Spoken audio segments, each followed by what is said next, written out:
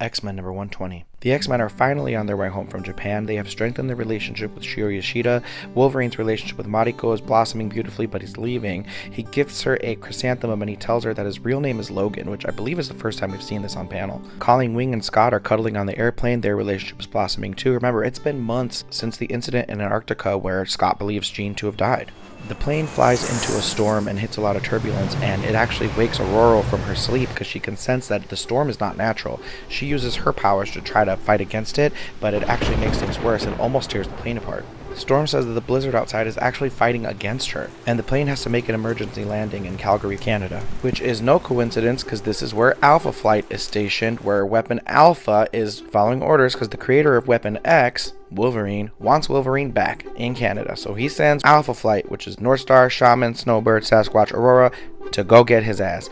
Turns out Shaman also has magical powers over the elements, so he was the one creating the storm. Wolverine sees Weapon Alpha outside in the plane and he's like, I'ma fuck this guy up. Scott is like, calm down, that's not what's happening. There are innocent people on board. There's the pilots, there's Colleen Wing, we gotta get them all to safety. Sasquatch is outside, grabs the plane and whips it across the airport, which is crazy, and Weapon Alpha's like, yo, what the fuck, I told you not to hurt them. That's not what we're here for. So he goes and tries to make sure they're okay, because they're not trying to hurt anybody, they're just trying to get Wolverine home.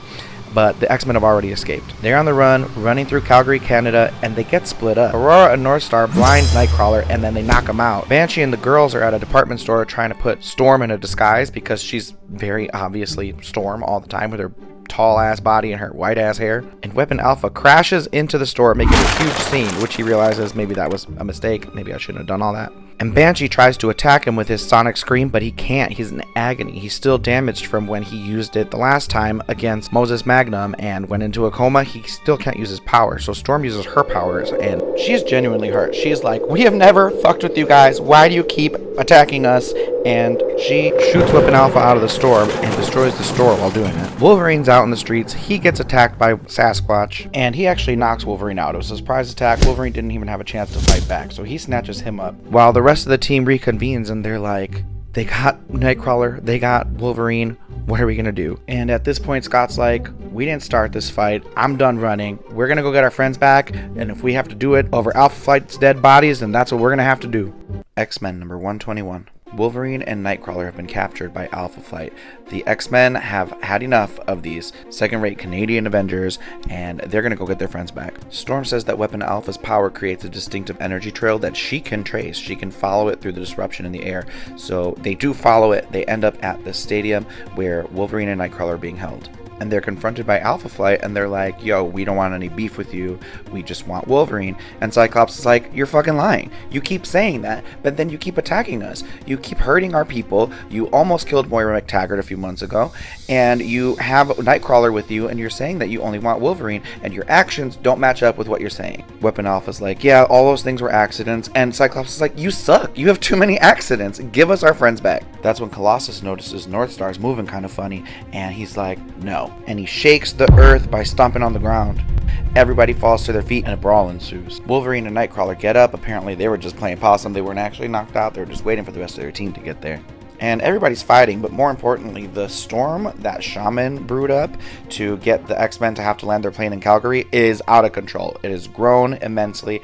It has taken on a life of its own, and it's like terrorizing the city. These people are at a restaurant and the windows break in. People all around the city are needing to take shelter. Meanwhile, the X-Men and Alpha Flight are just like fucking each other up, not really noticing what's happening. Storm takes note, obviously, but she's like fighting Snowbird up in the sky, who has turned into a whole ass owl. So Storm's like, hold on, let me catch this owl real quick. So she takes off her cape and she catches the bird and throws it on the ground, flies up into the upper atmosphere, and reaches out with her powers to kind of gently tame the storm so that it can like ease back into regular climate. And Storm is exhausted afterwards. She comes down to the ground. These people are all tired from fighting. They're about to call a truce, and Northstar punches Storm in the back of her head like the little bitch that he is while she's weakened, and Cyclops has had enough. He optic blasts Northstar in the face. And Cyclops is like, you ungrateful piece of shit. We just saved your whole ass country that you almost tore apart with your own storm that you created. And now you want to shoot my friend? And he's going to kick his ass. And Wolverine's like, no, don't do it. I will give up. I'm just going to go with them. I'm the one they want. This is my fight. I never wanted to get any of you guys wrapped into this anyway. And now Storm's getting hurt. Like, no, I'm just going to go with them. They load Wolverine into this armored vehicle and they take him away. And they put the rest of the X-Men on an airplane and escort them back to the United States. They're like, y'all can't come back to Canada. And as soon as they're on the plane and free of Canada airspace, Cyclops is like, all right, you guys, we're turning around. We're going back to get Wolverine. And everybody's like, fuck yeah, I'm down. Let's go back and get him. But Wolverine surprises everybody. He escaped from the armored vehicle. He's on the plane with them. He said, no one's built a cage that can hold me. And they're good. They're going home. X-Men number 122. After months of being stranded and trying to find a safe passage home and being derailed, the X-Men are finally back in the Danger Room training, but they are not without their share of baggage. Colossus really misses his family, and he can't focus on what he's doing in the Danger Room. And Scott is like, I don't understand what his problem is.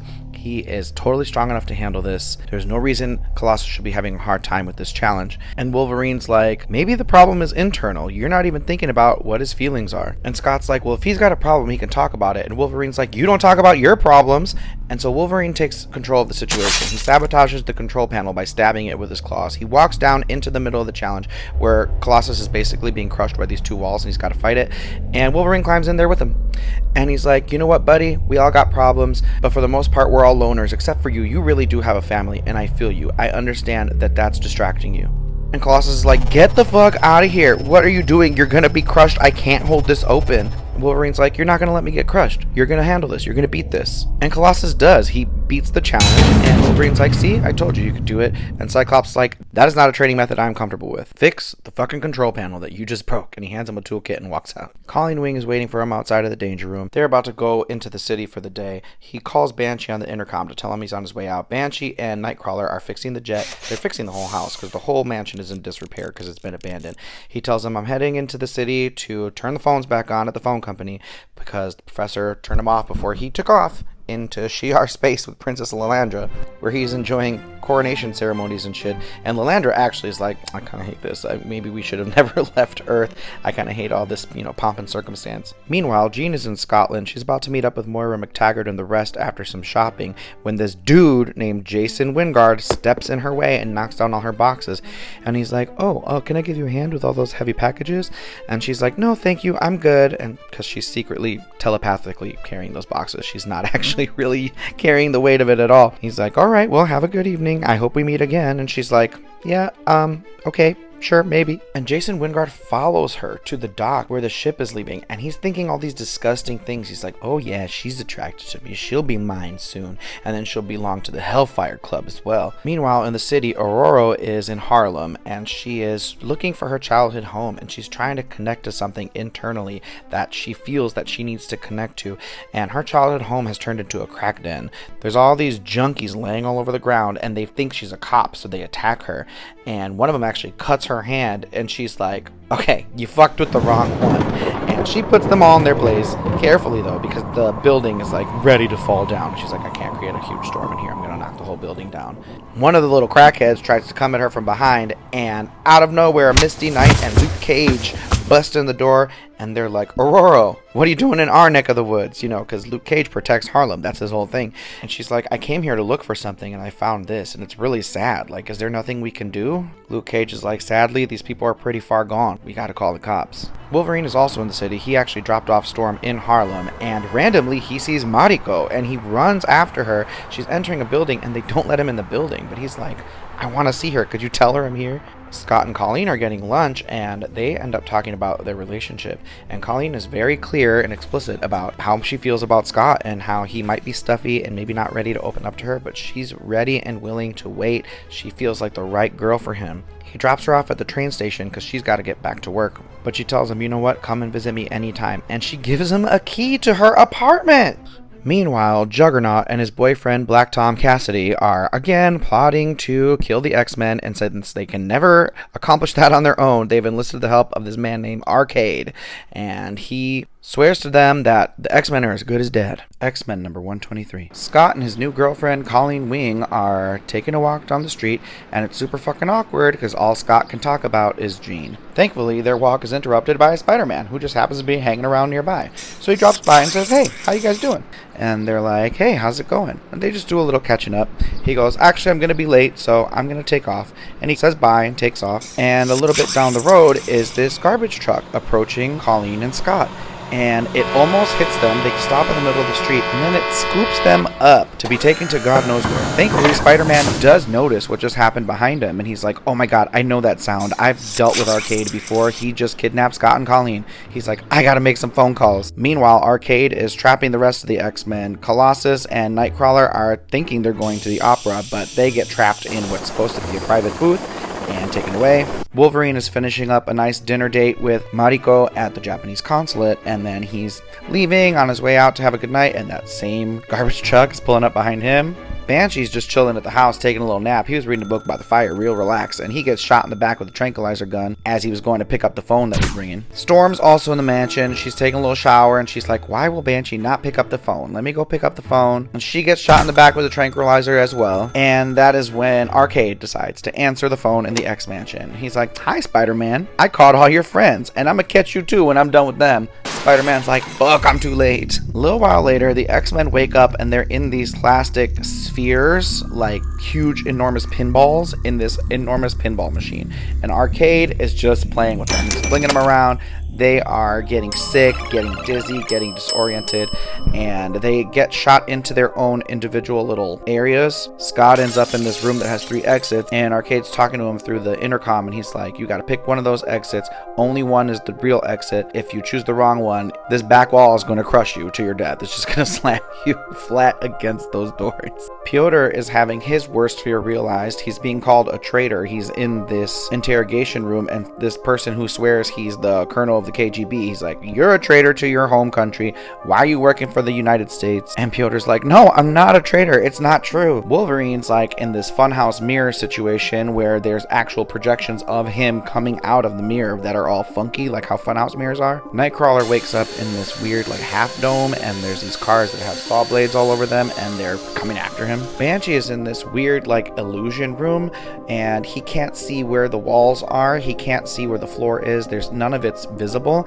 and he wants to use his sonic scream to project sound that could bounce back to him, and he could tell where he is in space, but he can't use his sonic scream. He hasn't healed, so he's just having to deal with these crazy projections of bombings and explosions and airplanes, and he's terrified. And Storm is trapped on this platform that is above these waters, and there's an artificial mechanism causing like updrafts and downdrafts and artificial winds, and she can't use her power to navigate it, so she tries zapping her way out, and her power gets zapped right back at her. Back to Scott, he decides, "I'm not going to try any one of these 3 doors. I'm going to blast my way through the side wall and hope that there's something safe on the other side," which works out great. He actually comes out into the room where Wolverine is fighting all those clones of himself, and as soon as he breaks through the mirror, they all disappear. But what they don't expect is for Colossus to also come into the room, and he is crazy. He completely has been brainwashed into the proletarian, and he fights for the Soviet Union. He's like, "Fuck Americans, smash the X-Men, I'm gonna kick your asses." Meanwhile, Colossus and Nightcrawler's dates and Colleen Wing are all trapped in these boxes inside of Arcade's office, who's having a blast watching all of this happen. X-Men number 124. Arcade is this psychotic, self-identified, spoiled little rich kid whose father cut off his allowance at 21 years old, and he didn't like that, so he killed his father. And the next day, he started using his father's wealth to build Murderworld, which is this amusement park of death, where he currently has the X-Men held captive, and Colossus fully brainwashed. He thinks he's the proletarian, and he thinks that the X-Men have caused him to become a traitor to his Soviet Union government, but the X-Men are like, you're beating us up, you're betraying us, actually. Colossus picks up Wolverine, throws him at the wall, attempting to smash him, but the wall actually opens up and Wolverine goes through a revolving door. Then he picks up Cyclops and throws him at another wall. Cyclops is like, "If this is a real wall, my bones are going to shatter, because my bones are not covered in adamantium," and luckily it is another secret wall. And Cyclops ends up in the same room where Nightcrawler is being attacked by these cars that are armed with circular saws, and he's actually getting hurt. Cyclops realizes that the room they are in is like a sphere, and he figures out the geometry, and with his optic blast, he shoots in one direction, and it bounces all over the room, and it perfectly nails every single one of those cars. Then he uses his optic blast to blow a hole in the wall, and he finds a couple of secret passageways between these crazy rooms that they're in, and he tells Nightcrawler, we gotta split up. You go find the control center, and I'm gonna go find the rest of the X-Men. Meanwhile, Wolverine ended up in the same room where Banshee is running from these illusions, because some of them are not illusions, some of it's real, but he can't tell which is which because he can't use his sonic scream to use radar or echolocate anything. But now that Wolverine's there, he can sniff out what's real and what's not, and he actually is able to find an exit, but that exit has some robot Hulk and Magneto characters behind it, and the room that Storm is in is filling up with water, so she's literally drowning. She decides she's got to take the deepest breath ever and find the vent through which this water's coming in, which she does, and she, under the water, shoots all this lightning into the vent to try to melt the seals of the pipes to get the water to escape from those broken seals. Nightcrawler locates the control center, and he spooks the shit out of Arcade. Miss Locke starts shooting, and Nightcrawler beats the shit out of her, takes her gun, starts shooting all the computers up, destroys the room, but somebody hits the gas button and he gets gassed. Scott is still traveling through those back passageways, and he hears fighting through the wall, so he blasts his way into the room and finds Banshee and Wolverine fighting Hulk and Magneto. And just as he begins helping, the entire room floods with water, and Storm appears, unconscious, barely breathing. Cyclops gives her mouth to mouth, and she wakes up, but that's when Proletarian Piotr walks in and knocks out Banshee, and Wolverine grips up Cyclops and Storm by the neck, and he's choking them out, and they give him one of those speeches like, we're your family, remember who you are. And he's like, oh my god, I'm your family?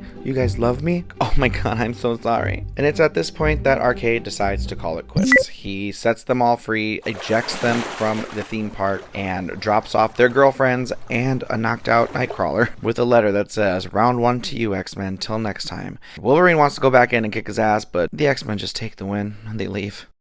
X-Men number 125. Jean Grey is at Muir McTaggart's mutant research facility on Muir Island, and they're running some tests to better understand the power boost that Jean got from the Phoenix Force. Moira asks how Jean is feeling, and she's bored, but she's fine otherwise. She no longer gets tired or worn down by using the Phoenix powers. Actually, it makes her feel good to use her Phoenix powers, though sometimes she does wish that she would have just died on that shuttle. Life's been rough since that day. So far as she knows, the X-Men died under a volcano afterward, and then she and Professor X had a really hard time dealing with the grief, which prompted them both to just leave. She's been traveling ever since, meeting cool people and enjoying her life, but her life has gotten decidedly more complicated. What she doesn't know is that this person named Jason Wingard has been following her around, stalking her, and most of the cool people she's been meeting have been him, and he's been slowly putting a little whammy on her because he wants to brainwash her and make her the Black Queen of the Hellfire Club. And the people she's hanging out with have noticed that she's been a little off lately, which is a part of why Moira is running tests on her. She's trying to figure out what sort of intuitive psychic circuit breaker must have been engaged to cut Jean's power back from the cosmic peak level to something that she could actually cope with as a human person.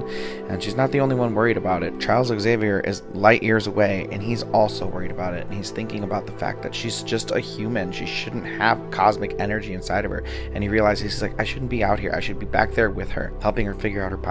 And she is mad powerful right now. She is literally using her telekinesis to rearrange the molecules of her clothes, so she doesn't even have to change outfits anymore. And Moira has come to the conclusion that it's just not safe for Jean to be carrying that much power, and she's finally worked up the courage enough to go tell her, and that's when she steps on a gold tooth, and it's sitting right in front of this closed lab that's labeled Mutant X, and she's like, why is there a gold tooth on the floor? Who was in here? You and I know who it was. It was that racist sailor that was killed in here by God knows what. And he's like skulking around the building now, looking different and crazy. But Moira doesn't know, so she opens the cell. She has to check, which what she sees she's not very happy about. Jean's taking a stroll outside, and it's a cold day in Scotland, but she is looking very comfortable. Alex knows what she's doing. She's using her telekinetic talent to manipulate her body's metabolic levels and counteract the cold, and he's like, that's kind of crazy. She's flaunting. It's not that cute of her. It's not like Jean at all. And Jean's listening to his thoughts, and she's like, he should be hiding his thoughts a little better. I can hear all of that very clearly, and maybe I am showing off a little bit. And what's the problem? I'm among other mutants. There's nobody else here. I can do as I please. Until she suddenly becomes aware that something is not right with Moira, and she flies into the building. but she's halted by this wild hallucination. She's suddenly in this 18th century gown in a mansion, and she's like, oh my god, what the fuck is happening? This can't be real. And she's really confused, and she's touching things, and everything feels real. And she's like, I think I'm going crazy. That's when she's tackled by that racist sea captain turned monster, and she looks at his face, and she's shocked to see the look of his face. And outside, Jamie and Alex hear her scream.